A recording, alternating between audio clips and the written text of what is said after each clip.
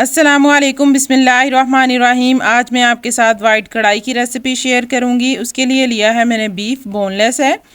तो आप चाहें तो आप हड्डी वाला भी ले सकते हैं, लेकिन बोनलेस अगर लेंगे तो उससे ज़्यादा टेस्टी लगता है। तो अब मैं इसमें 2 गिलास पानी डालकर इसको उबलने के लिए रख देती हूँ।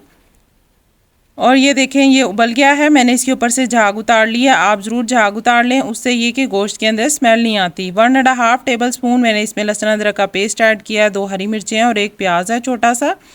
1 टीस्पून मैंने इसमें नमक ऐड किया। प्याज अभी मैंने थोड़ा डाला है, सिर्फ इसलिए डाला है कि थोड़ी सी गोश्त की जो स्मेल है वो ख़त्म हो जाए।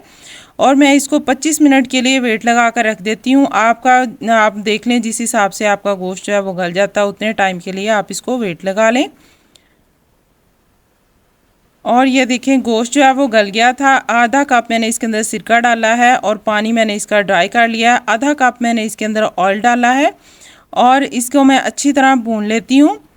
1.5 टीस्पून मैं इसमें वाइट पेपर इस्तेमाल करूँगी, सफ़ेद मिर्च। अगर आपके पास नहीं है तो आप काली मिर्च भी डाल सकते हैं।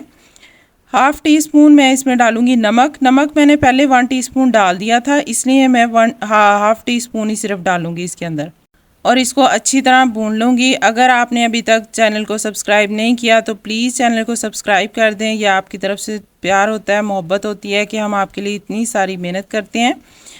तो मैंने 2 मीडियम साइज़ के प्याज थे, वो बारीक चॉप करके डाल दिए हैं। और इसके अंदर डाले हैं मैंने 2 टमाटर और 1 हरी मिर्च मैंने बारीक चॉप करके डाल दी है। ये अब मैं इसको हल्का सा हिलाकर दाम कर रख दूँगी, ये अपने ही पानी में गल जाएगा।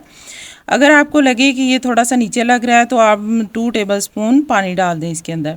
और ये देखिए, मज़ेदार सा हमारी वाइट कढ़ाई जो है वो रेडी हो गई है।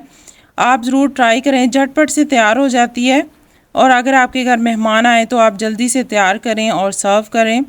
चैनल पे नए हैं तो प्लीज़ चैनल को सब्सक्राइब कर दें। वीडियो अच्छी लगी तो लाइक कर दें, शेयर ज़रूर कर दिया करें ताकि ज़्यादा से ज़्यादा लोग जो हैं वो इसको ट्राई कर सकें। अल्लाह ताला आप सबको खुश और आबाद रखे, दुआ में याद रखें। अल्लाह हाफिज़।